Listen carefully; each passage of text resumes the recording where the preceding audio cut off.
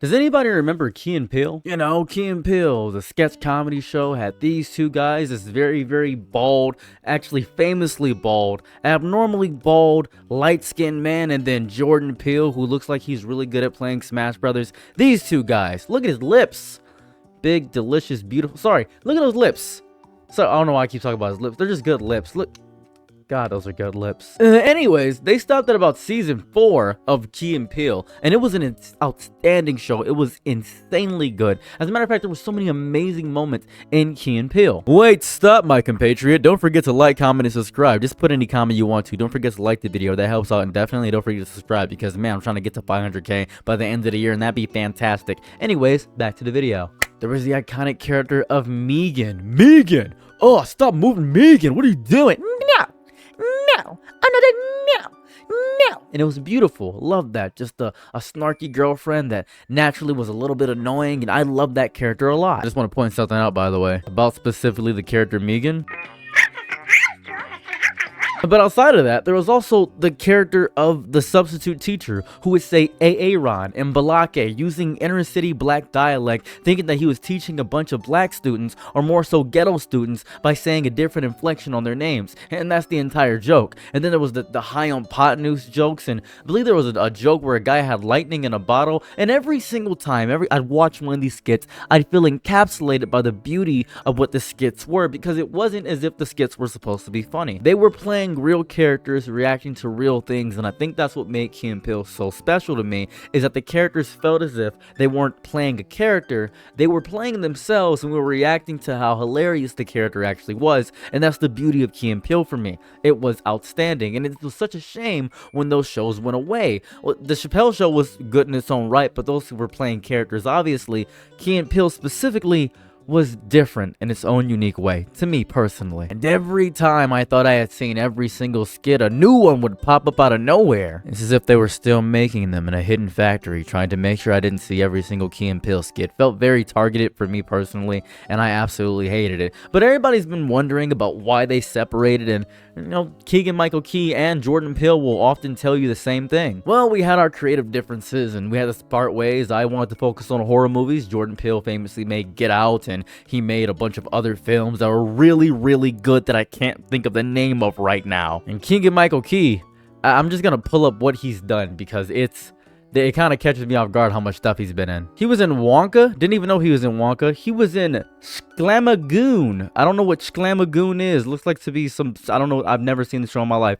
Wendell and Wild, really good. Didn't even know he was in it. Didn't know he was in Super Mario Galaxy. I still don't know who he plays in Super Mario Bros. Movie. Didn't know he was in Why Him. He just came out of nowhere with that.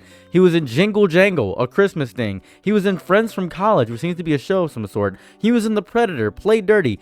I knew he was in Pitch Perfect 2. I've seen him in there. He was in The Star, this random animated film, Toy Story 4, Migration, Transformers 1, Dear Santa, Storks, The Prom, Only Murders in the Building, the Reboot, All the Right Places, Dolomite. I remember he was in Dolomite. Hotel Transylvania. Okay, I didn't know that actually. The Bubble. Hotel. He was also in that. He was in Green Eggs and Ham. Didn't know he was in there. He was in Don't Think Twice. He was in Funny AF with Kevin Hart. He was in Win It All, the Angry Birds movie, Brain Games. I didn't know he was on all these things. This is actually confusing me. Wait, he was in Supermansion? What was he? He was in a lot of stuff. I didn't even know he was in The Lion King. And I didn't know. It seems like he's just kind of trying a bunch of stuff out. It is not too uncommon for actors to try to find their voice, and it seems as though he's a very accomplished actor that has fully separated himself from Jordan Peele. And as an accomplished actor, you would think that he would at least, I don't know, do one project with the guy, but I imagine it's because of, you know, I'm going to use two examples here of two wildly different content creators to give you a better idea.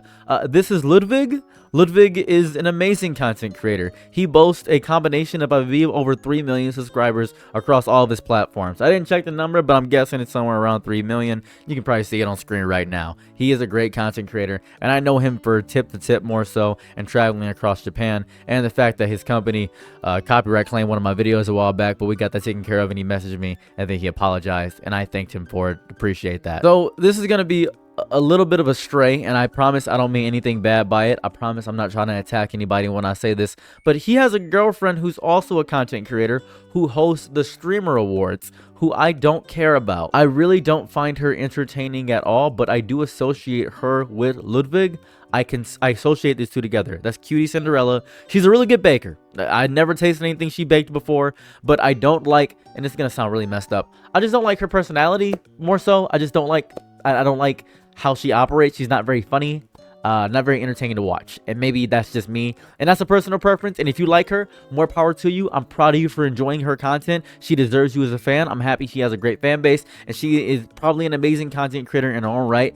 I just personally don't find her very entertaining. Now, before I get the misogynistic people out of here and say, yeah, women aren't as entertaining, let's do another content creator, Jenna Marbles, who is outstanding. Jenna Marbles is an amazing content creator. I have no idea who Jenna Marbles' husband is, but he makes content, and I don't know his name. I kind of just look up Jenna Marbles' husband. That's how I found this picture. I just looked up Jenna Marbles' husband, and I had to figure out that it's not her boyfriend. It's actually her husband. Didn't even know they were married. Didn't know that. So, yeah, I just kind of only cared about Jenna Marbles here, because being associated with a bigger name or being associated with somebody, you become grouped with that person, and that's a big issue. If you're known to be in a group such as Woody and Buzz Lightyear or Kingdom Hearts and confusing storylines, if you get mixed in with a group, you end up having to have that be the thing that key figures and points to you, and that is a big issue. So a big reason they could have separated was the fact of the matter that, you know, they didn't want to be associated with each other, and they had different career paths. But that's not what happened. Allegedly, that's not what happened. We have some juicy new drama that came out about Keegan-Michael Key's wife, and this comes from a comedian. This is comedian Akilah Hughes on why Keegan-Michael Key and Jordan Peele don't collaborate anymore. Remember, allegedly. So in this clip, I'm not going to show the clip because I don't know how she feels about copyright. I don't know if she's going to strike me down. I have no idea what she's going to do. I don't know the woman, and I refuse to risk that on a video that I worked on. I refuse to do that. So I'm literally just going to describe the video to you, and I'm going to link it in the top comment so you can go ahead and check for yourself about what she says. She uses code names to explain that she could have had an opportunity at a Disney show but didn't get that opportunity because of Keegan-Michael Key's wife. She uses code names such as Peel and Lock in order to not get sued, so that's the whole thing there. So that's what's happening, and Reddit is going crazy about it. And even somebody did the best thing ever. They asked for a Cliff Notes version of the 12-minute video. Oh, I love this. After a long battle, she finally got a TV offer on a TV show that she had pitched from Disney. She originally paired up with Key to attach a celebrity to the project. Everyone loved him working on the project. Key has an overbearing wife. The wife joined the Zoom call with the production and gave her talks on what the show should incorporate. The wife suggested comedy comes in threes, the letter K is funny, and give the audience candy. Just a bunch of odd nonsense to say that because she wants creative direction. After nobody took her seriously, she sued Disney over the production. The lawsuit took months to finally settle, and Disney came back saying, okay, we paid them off, create something new for us, not attached with them. During the time, Igor canceled all developments and project, and she lost her chance to have her own show. It's worth a watch. She's a good storyteller, and she is a really good storyteller. There's a music accompanying in the background, and I recommend watching this video if you haven't seen it. It's really good. Remember, it's linked in the top comment, so you know I'm giving credit where credit is due. And so basically, it's a known secret in Hollywood that Key's wife is kind of crazy, so much that it's preventing him from actually landing completing projects. She railroads him. The comic was supposed to write a show with Key, but Disney pulled out basically due to her wife's crazy antics and demands. It's worth listening like this. That's the whole thing. So people just know that. That's what's going on there. People have been theorizing, is Get Out about Keegan-Michael Key? If you don't know the plot to Get Out, it's a black man, he's with a white woman, and then he's stuck in the sunken place. That's the whole thing there. And I want to point this out. That's right, you get to look at my eyes right now. I don't know who Keegan-Michael Key's wife is. As a matter of fact, I had no idea who she was. But if you were guessing she was a white woman, I'm going to show you what she looks like. So this is Keegan-Michael Key's wife. What are the odds? You probably wouldn't have guessed that she looked like this. It caught me a little bit off guard when I saw her. Didn't really know she was going to look like this. Now, she's a film producer. I didn't know this. And they have the same kind of humor. Now, these are the movies she's worked on. Boy Meets World, American Teen, The Cake Eaters, School of Rock, Montana, August, Blackout, Madero, The American Journey, The Dream Defenders, and Better Off Single. I have only seen one of these things. I've literally only ever seen one of these things. I don't know much about her. I've only seen The School of Rock. Yeah, that's because of Jack Black. I don't know much about her work. I don't know what's going on. And this makes it very interesting to me. I kind of don't care about her. To be quite honest with you, I don't know this person. And you would assume I'm a regular average idiot, right? I'm a regular stupid idiot. Why in God's name would someone like me care about Keegan-Michael Key's wife? I came for Keegan-Michael Key. I didn't come for your relationship. I came for you. And that's the exact complaint people had when she appeared on a podcast interview a few years back. So this is the Fly on the Wall podcast with Dana Carvey and David Spade. This is a very interesting podcast. Don't really know much about it, but I did proceed to watch this podcast in totality. So I don't know why both of these people are on here. Now, there's three legends here and then her. And it feels so wildly misogynistic for me to say that, but that's kind of the entire point. Why is she here? Is there a reason that she exists in this space? I have no idea. Now, thankfully, somebody highlighted a specific moment at 1 hour, 13 minutes, and 18 seconds, which I can't show because I just got copyright claimed twice trying to show this clip, and I refuse to edit it out again because it actually messed me up, and this is my fourth time recording this video.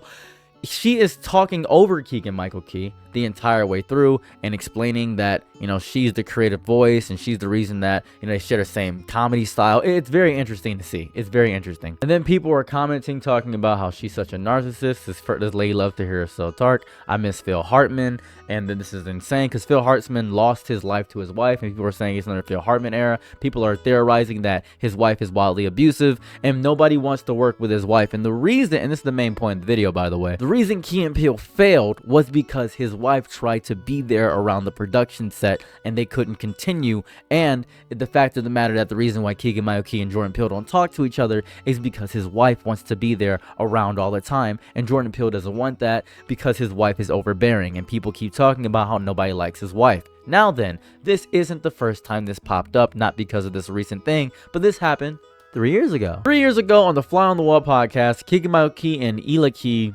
episode. Anyone else find it unlistenable? He is likable and interesting, and I'd like to have heard more from him, but Ellie seemed to have a really hard time letting anyone else talk. And then when David kind of accurately asked why she didn't reach out to interview him for the history of comedy skits, she seemed to shrug it off. Who is this chick? Yeah, if I see that Keegan-Michael Key's in an interview, I'm gonna watch it for Keegan-Michael Key, not for I don't know who this person is. This is gonna suck. I really don't want to seem hateful towards this person. Everything I'm seeing, however, seems to lead me to the point that she may not be the most likable person. She may be evil. She may be messed up. She just may be a leech in some way. A leech, one might say. And people are saying came here to see if anyone else but me thought the same thing. She was insufferable in all fairness. I don't know much about her, but I definitely know she should be steamrolling the interview with three legends. That's true. I really like Keegan, and I think the relationship probably works best when she's behind the scenes. Now that she's become his partner in life and business, I think she feels emboldened, too emboldened. She really should just let him have his interview alone. He would promote the book and get to actually talk about the relevant stuff to the podcast hosting like SNL and working with Sicily. So this whole thing, dude, just listen to how little Keegan got to actually talk. She was the worst of the worst. She was like the worst of the worst stage mothers who dragged their kids to every audition, over talking browbeat prospective directors and producers to ensure their kid will get the lead role and backhand percentage of gross ticket sales. So even just this little hour snippet shows kind of how her personality is, and that's not healthy. So now there's a bunch of articles talking about how people don't like Keegan-Michael Key's wife and how she's the reason that Jordan Peele and him are no longer associated in business ways, and how he is estranged from all of his friends and families because of the wife and how much they argue and all this other stuff. It's a whole thing going on. It's a big mess. No one liked Keegan-Michael Key's wife. Allegedly. This is important. It's all alleged. Now, it's a couple of days old now, but there's a video going around now from comedian Akili Hughes titled Explain the Gap in My Resume, which he performed at a Brooklyn storytelling show. It's long, trust me, it's worth it. Also linked in the top comment, just want to point that out. Hughes doesn't use real names for legal reasons. She refers to the people in the story by code names, but it's obvious she's talking about Keegan-Michael Key, Jordan Peele, and Disney. The short version is this. Hughes developed a sketch show. We already talked about this. We already know what's going on there. According to Hughes, the creative contributions to the project from Ela Key followed comedy in threes, letters. Everybody's talking about this right now. Everybody knows about this. So there's a bunch of articles talking about this, and the whole video is worth watching. And so this is what's going on right now. And there are a bunch of people on TikTok talking about this too. The horrific reason why Key and Peele hate each other and would never work together again finally got revealed today. Before I get into my very speculative rant here, I do want to point out the actual reason that Keegan-Michael Key and Jordan Peele said. I want to talk about that first because I want to get the facts out first. It's a little boring article here. It says Keegan-Michael Key says he and, oh goodness, adds, he and Jordan Peele don't see each other often that anymore. It's a tragedy, exclusive. When we were on camera, it was alchemy. Keegan-Michael Key recalls his fellow Key and Peele creator. When Keegan-Michael Key first met Jordan Peele, he says it was a thrilling time in my life. Years before the comedy duo would launch their 2012 to 2015 sketch comedy series that name, the two were sharing a mind, starring on Fox's Mad TV starting in 2004. Key 53 tells People in this week's issue, we lived together for a few months on a write and talk about comedy, who we liked and why we liked them, and how that worked in the architecture of what we were trying to build comedically, he says. Because they had both previously trained at Chicago's Second City and shared a creative language as Key, when we were on camera, it was alchemy. It was like, why is this working? Unfortunately, in the near decade since the Emmy-winning Key and Peele concluded on Comedy Central, we don't see each other that often anymore, he says of Peele, 45 years old, which is to me a tragedy. And this is them right here. This is them in 2002. They look very jovial together. This is very recent. It's 4 years ago. So they've seen each other in recent years. I just want to point that out. After taking the comedy world by storm with their hit series, Key and Peele have created chances to experience that alchemy again, producing and starring in 2016 film Keanu, appearing together in the first season of FX's Fargo, and voicing paired together in 2019's Toy Story 4. So they have done projects together, just none led by Jordan Peele. I want to talk that out. And in 2022's Wendell and Wild. So they have been in voice acting roles together. So a lot of people think that, oh, they split together and never going to do anything. But recently, 4 years ago, they've been in a film together. And that's the whole thing. But as Key notes, your lives start to evolve and move in different directions. Peele and wife Chelsea Peretti live in Los Angeles, while Key and his wife are in New York City, he adds. Our evolution, I think, is tied to both of what our desires are. Continues, the Transformers one star, his desire was to start exploring the horror genre, and my desire was to do more dramatic work like I had been trained in school. After Key and Peele's success, both of us jumped to another platform, but we needed that platform. And this is them and Key and Peele right here. In fact, fans can divine the two comedians' future by watching their trajectory on the sketch series, says Key. I was playing the clown more and doing more physical comedy in the beginning, and our time together, then I found myself evolving into playing more of the straight roles and teeing up Jordan to play the clown. Season 1 of Key and Peele features not a lot of improvising, he recalls. It wasn't until the third season, that we'd loosen up and improvise, and we write some sketches that were just very strange and weird, and that was a fun part of the evolution. So that's the whole thing there. That's the boring part of this entire thing. This is the actual thing. However, I want to point something out. That could all be corporate hearsay, and usually we hear about things after a relationship is over, and he's been married since 2018, and this interview was in 2024. So, we may hear about the juice a bit later. To me, this entire situation, it feels as though people found a tiny little crack, a little infinitesimal crack in the wall, and decided, well, there must be a monster living inside the crack. What if they really stop talking to each other? What's going on? And it's just scratching to get out. It's breathing through drywall, whispering secrets. Only Reddit detectives can hear at 3 a.m. all hocked up on monster, all having a Red Bull inside of their body. Red Bull, Reddit, I'm gonna get me wings. I'm gonna fly into the beginning of this whole thing. And zooming in on interviews frame by frame. Look at the follicles on his foreskin. I know he's doing something bad. Everybody's doing all this conspiracy documentary narrated by their deep insomnia inside their brain, doing this schizoaffective analysis. It's a little bit paranoid, it's nuts, and the crack is small. And the monster may not even be his wife in the whole frame of things. That may not be the entire situation. And the investigation that's happening is just fever dream logic. Nobody stops and asks if, okay, did you make this up? But people are not stupid as well. And despite the fact that you may not truly know these people, there's a pattern.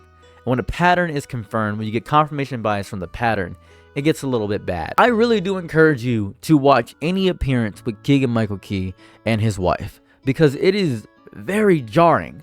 And I truly do mean very, very jarring. While I do want to hold two truths in my hand at the same exact time and hold them diligently, I think evidence will become a theory, and that theory is going to become a headline because we love drama so much, and that headline is going to become a fact, and it's going to keep going and pulling over, and there's no need for proof of anything. And then suddenly, well, this is the viral story of a comedian, Akilah Hughes, claiming behind the scenes drama involving wives and a failed project, and people are saying this is proof. There's no reason they shouldn't be close together. It's because of the wife. We gotta blame the woman. And I don't like generally blaming the woman for everything, but in this specific instance, this is pretty bad. And I know it's a single anecdote. It's told very second-handedly with allegedly stapled onto it, and allegedly is very important. I think the verification will require a lot of work, and then that work will require patience, but patience isn't available, and we miss Key and Peele a lot,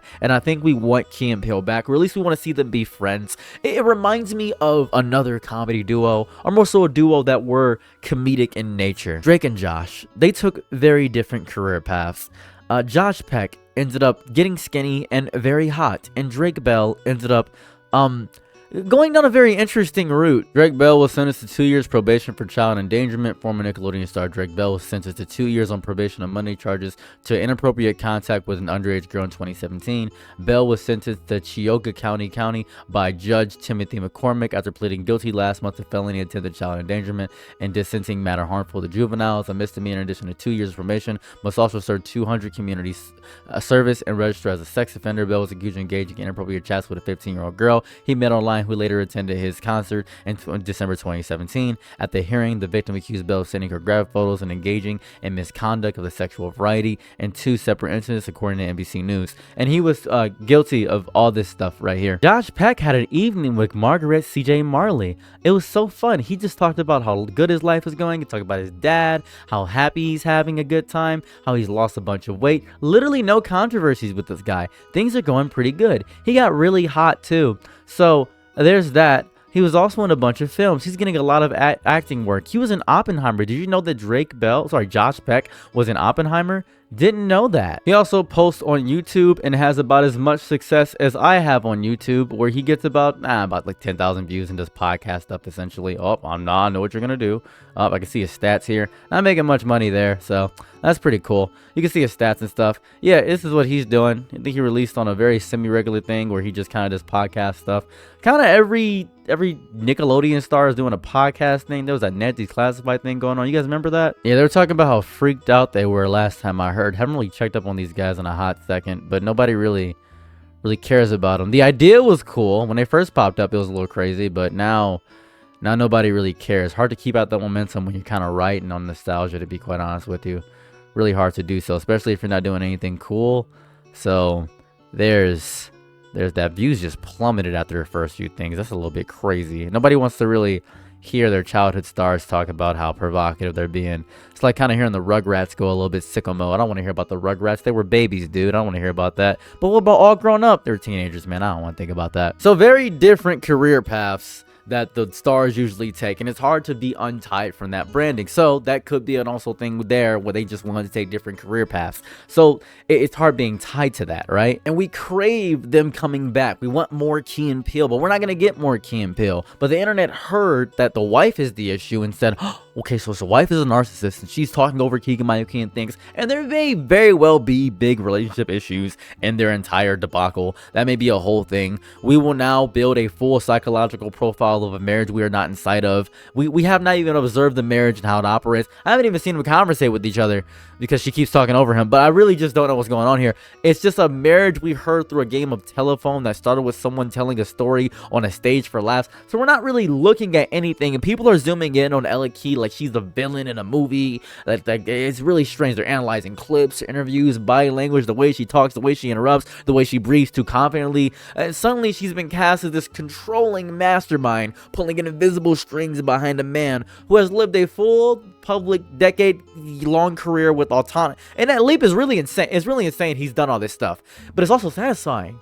I think that's why we do it too. We do it this way because it's satisfying. And that satisfaction comes from a certainty. The certainty comes from a deep simplification, because you're turning this woman, and who knows why they're married, right? Who has any idea why they're married? Maybe it's all true. I have no idea. And it's fun to theorize, but I'm not going to treat this as the gospel immediately. But turning a complex human relationship into a battle between good and evil, as if he is a grown man who can't make his own choices, is a little crazy. Now, let's say he's in an abusive relationship. He's getting mentally abused and he can't leave her for various reasons, and he tied his wife into all his business finances. May not want to do that.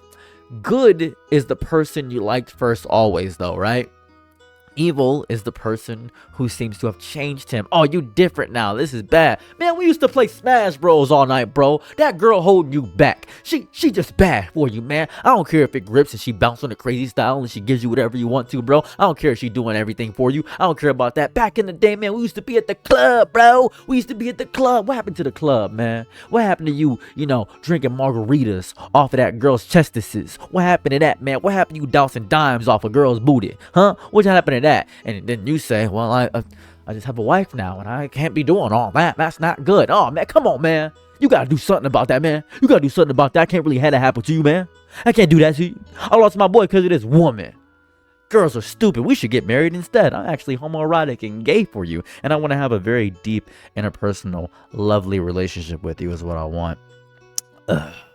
Your girl's holding you back. I've always loved you. Come to the club so we can go in the back and find the glory hole. Just regular guy stuff. That's the regular stuff. That's the entire way it goes. But it's easier to believe that there is a puppet master than to accept that two grown men just drifted. Because drifting is boring. There are so many people in my life, and so many people probably in your life, who you have drifted from because you have so many different ways of living. So many of my friends I've known from high school, or maybe even closer in my adult life, where I just don't hang out with them. Because, you guessed it, I have grown as a human being. I don't hang out with them because of that reason. And that's sad. And the satisfying explanation says that someone must be at fault. Someone must have changed things. Someone is usually a woman. And that's the whole thing. That's really what it is. I do like the Get Out stuff, though. That Get Out was actually a documentary about Keegan-Michael Key and what happened because he got with a white woman. Not even knowing that Jordan Peele is also with a white woman. I don't know, he's also with a white woman. He's married to a white girl. I'm not even sure that's his wife. Oh, that might not be his wife. Hold up a second. No, that's definitely his wife. Sorry, for some reason, I saw this picture, this one right here, and assumed it was a different picture than this picture.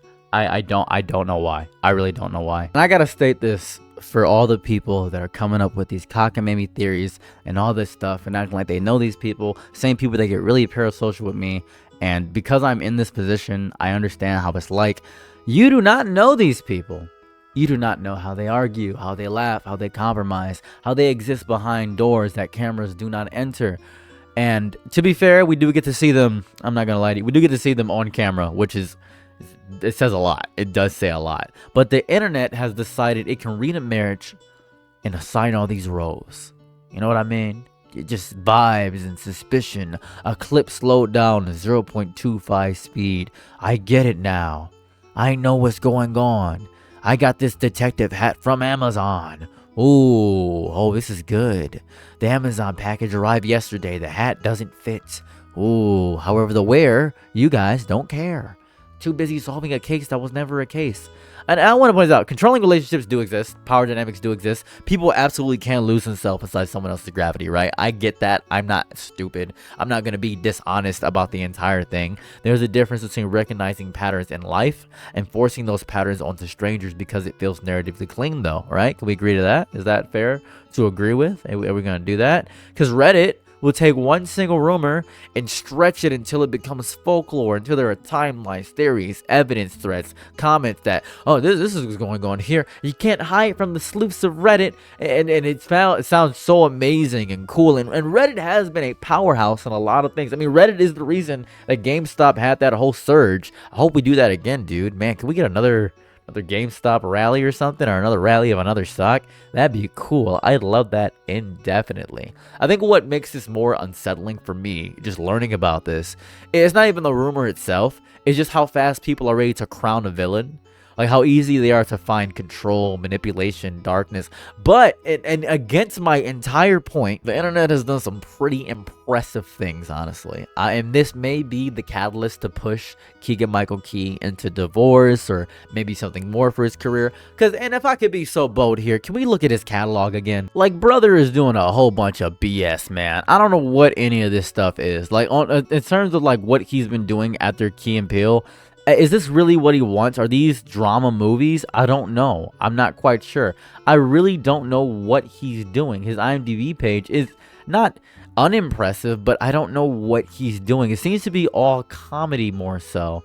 from what I'm grasping. He's not really doing a whole lot of anything, if I could be so real. I just don't know what he's doing. Where's the drama? Where's him accomplishing as an actor? Where's him doing more things? He's just doing slight voice roles and being nothing. I really don't get it.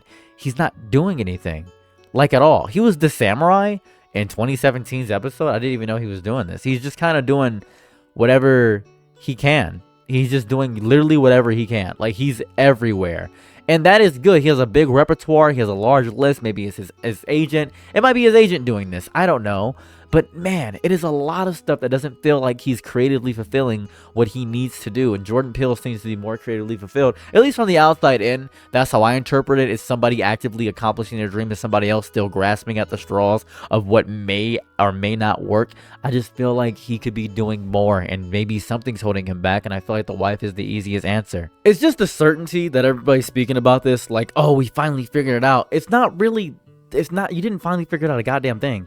It could be a pattern, you know, it could hint at something deeper, but right now it's really just fragment stories and interpretations all over again. That's it. That's all that's going on. That does not mean ignore everything. I think it means just slow down before you decide you understand someone's entire life from a rumor that started like, what, 5 days ago? It's not a documentary series. Nothing happened yet. The documentary does not exist. I think it's also because a video recently popped up on my page that has like 700,000 views, and everybody's been asking me to talk about this. So now you guys get me telling you to slow down, please. Do you want to know what's actually happening in that marriage? I'll tell you. You will never know. That is the answer. Same way we don't actually know everything that happened with Amber Heard and Johnny Depp. Same way we don't know everything that happened with our parents' marriage. Same way nobody's gonna know what happens in your marriage or your relationships in life. It's just people, and they are public figures, but not everything gets out in the open, and that's the honest answer. Everything else you hear is noise.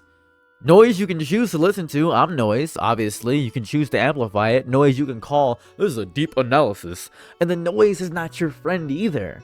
The noise is the thing that's going to keep you clicking on videos like this that's like 40 minutes long. You're going to do that. The thing that keeps you scrolling, the thing that's convinced you that you are doing something important when you are really just participating in the same cycle that has played out 100 times before, over and over again, with different names and different rumors, and the same certainty that this time, it is different. And I want to tell you something very important. It is never different. It's never different, realistically. It's just the same stuff over and over again. But anyway, I'm like a semi-slop channel, so if this does get into something bigger, I will make a second video about this. Hell, if this video gets 100,000 views, I'm going to make a second video about this. I'm going to tell you that right now. I'm just going to tell you that right now. That's what I'm doing. I'm going to talk about all your theories and everything. Because, man, that'd be cool. 100,000 views for me? Wow, that'd be so cool. Anyways, this light is burning my retinas because I have 2 ring lights on my left eye and then 3 ring lights on my right eye. And it still feels like I don't have enough light on my face because I'm so dark, and the only way that you can see me is by through a smear and fizzle. Oh my god. You guys know Anish Kapoor, who made The Darkest Dark. He bought The Darkest Dark or something, and then I believe it was, oh my god, somebody else, Stuart Semple ended up going against Anish Kapoor. Anish Kapoor made The Bean in Chicago, that big giant bean. It's called Cloudgate, by the way. It's the name of the actual art. The bean is called Cloudgate. And then he bought The Darkest Dark. Yeah, I'm the darker dark. I'm darker than that dark, if you're curious. Anyways, don't forget to like, comment, and subscribe if you want to see content similar to this, or tell me another drama. Usually, if something's going on, I try my best to cover it or talk about it or give my thoughts about it upon doing about 7 hours of research. I did about 10 hours of research for this. So, yeah. Hopefully this video releases soon, too. Jeez, that'd be great. Editor me, tell me how soon this video released. Just put it on screen right now. That's how long it took? Wow. I don't know if that's good or bad yet. I have no clue. Okay, I'm out. Peace. Bye. I'm your Nick and Night, be my Laurel. Happy to try what you need. Your world, I love to live in it. I love the ride when you're free.